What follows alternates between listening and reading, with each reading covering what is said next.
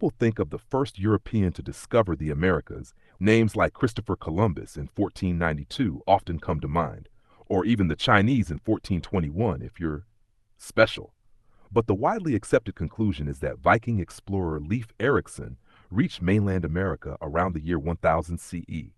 He set up a settlement called Vinland and then left about a month later, not really doing all that much. But what if I told you there was another Viking?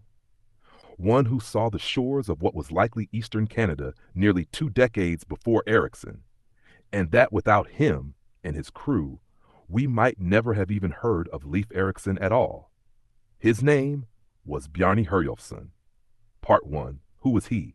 Now you might be thinking, wait a second, I've never even heard of that guy, and you're telling me he made one of the biggest discoveries in European history? Totally fair. Most people haven't heard of this mysterious figure, but oh, he definitely existed.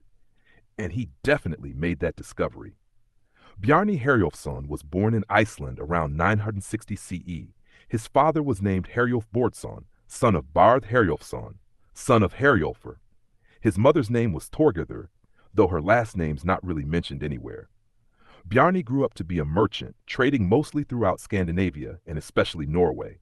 Not much else is known about his personal life, so let's get to the part that really matters. Part 2, the discovery. In the mid-1980s, Bjarni returned to Iceland for the winter, only to find out that his father had moved to Greenland in 985 after hearing about Eric the Red's discovery. Just a quick note, the sagas don't specifically say Bjarni's dad left in 985. I'm assuming that based on when Bjarni found America. So Bjarni set sail to join his father in Greenland, but then a storm hit. His ship was blown off course to the west, and after days at sea, Bjarni and his crew spotted land. He described it as a place with trees and mountains, totally unlike the icy wasteland he expected. His crew begged him to land and explore, but Bjarni refused. He logged the discovery, turned the ship around, and sailed all the way back to Greenland. Part 3. Eventually, Bjarni made it to Greenland, reunited with his father, and told people about the strange new land he'd seen. He shared the story not just in Greenland, but also in Norway. And guess who was listening? Yep, Leif Erikson. Leif was so interested that he actually bought Bjarni's ship, then followed the same path Bjarni had taken. And that's how he ended up in Vinland. Meaning, if Bjarni had reached Greenland the first time without getting lost, Leif Erikson might never have discovered America, and we might not even remember his name.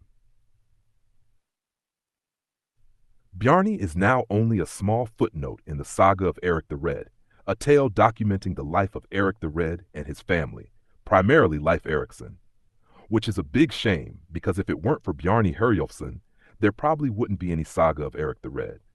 What's worse is that instead of papers, books, and documentaries being made about Bjarni, the only things in modern time being made about him are just those really low-quality AI shorts with incredibly over-the-top effects to grab your attention as quickly as possible. I can't really be talking though since I'm using AI as a voiceover for this video, which, like I said, is a big shame.